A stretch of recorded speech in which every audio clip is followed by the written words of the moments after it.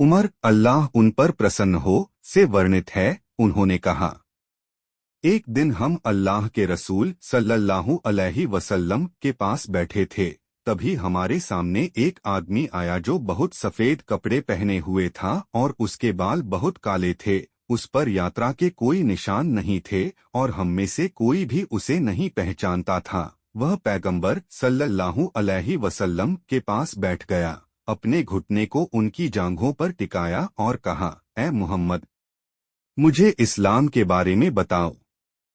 अल्लाह के रसूल सल्लल्लाहु अलैहि वसल्लम ने कहा, इस्लाम यह है कि तुम गवाही दो कि अल्लाह के अलावा कोई पूज्य नहीं है और मोहम्मद उसके रसूल हैं, और नमाज अदा करो, ज़कात अदा करो, रमज़ान के दौरान रोज़े रखो और अगर तुम ऐसा करने में सक्षम हो तो हज करो। उस व्यक्ति ने कहा, आपने सच कहा। हम इस बात से आश्चर्यचकित हुए कि उसने पैगंबर उससे प्रश्न किया और कहा कि वह सही था, लेकिन उसने कहा, मुझे ईमान के बारे में बताओ। उन्होंने अल्लाह के रसूल कहा, यह है कि तुम अल्लाह और उसके फरिश्तों और उसकी किताबों और उसके रसूलों और अंतिम दिन पर और दृढ़ भाग्य पर, उसके अच्छे और बुरे दोनों पहलुओं पर ईमान लाओ। उन्होंने कहा, तुमने सच कहा। फिर उसने कहा, मुझे एहसान के बारे में बताओ। आपने अल्लाह के रसूल ने उत्तर दिया, यह है कि तुम अल्लाह की सेवा इस तरह करो जैसे कि तुम उसे देख सकते हो, क्योंकि यद्यपि तुम उसे नहीं देख सकते, फिर भी जान लो कि वह तुम्हें देखता है।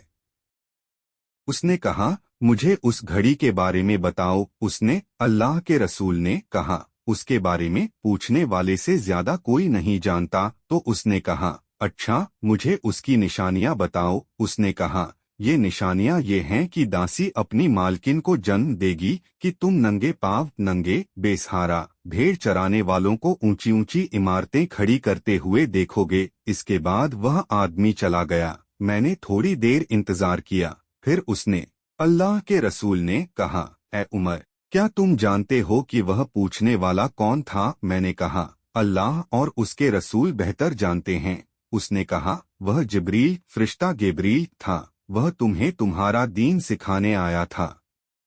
मुस्लिम।